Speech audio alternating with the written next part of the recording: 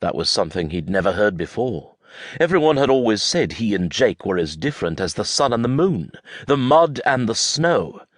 What he always wondered was which one was he. He guessed he was the mud. "There is something about you and Jake that is so much alike, but I guess only a mother can say it. Why, even in the cradle you and Jake would do things exactly alike. You rolled over at the same time. You sat up at the same time. It was not until you were older that your differences became more noticeable to us." She kissed his cheek and said, "You enjoy yourself tonight. 'Tis Gracie's night." "Aye," he said, a little sourly. "Finlay is here, so I'll join him." But his sire clasped his shoulder before he could take another step. "I hope you lose that frown tonight," Alex chuckled as he leaned over to give Maddie a kiss. Jamie shook his head and stepped away. What frown? He was not frowning. Finlay approached him and said, "Not having a good day?" "I am having as good a day as any. Why would you ask such a thing?" Damn, but people were already annoying him. "By the frown on your face." "I'm not frowning." When he felt the scowl in his eyebrows, he made a point to relax his face and smile. "There. Is this not better?" Finlay drawled, "Truly much better." Finlay had the art of sarcasm down well.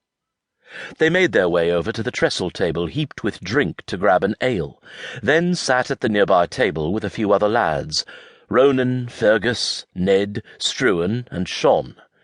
Jamie decided he could keep his eye on the fools if he sat nearby.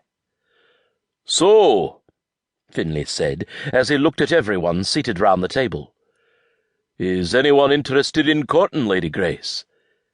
Fergus cleared his throat and looked at his brother. "I am, but you probably knew that." Jamie asked, "Anyone else? Or is Fergus going to be Gracie's betrothed?" The more choices Gracie had, the better it would be for her, though he did not think anyone at the table would be a good fit for her. A chorus of "I am" and "me" greeted him from various lads. Jamie asked, "Is there anyone not interested in Gracie?" Silence greeted him. "All of you?" He glanced at Finlay to gauge his reaction, but his friend did not appear surprised by the revelation. "Why would we not be? Lady Grace is the most beautiful lass in all the Highlands," Ronan said. "In all of England," Shon added.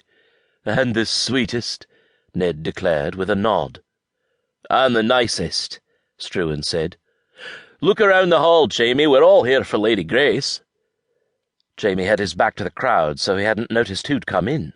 When he scanned the great hall, he had to admit he was shocked by the sheer size of the crowd. "All of them?"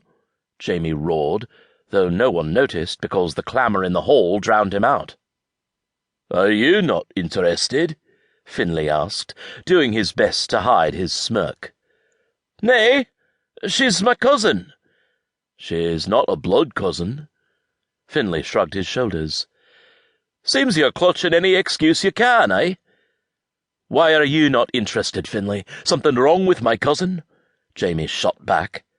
"Nay, she's just not for me. Lady Grace is wonderful. You're sure you are not interested?"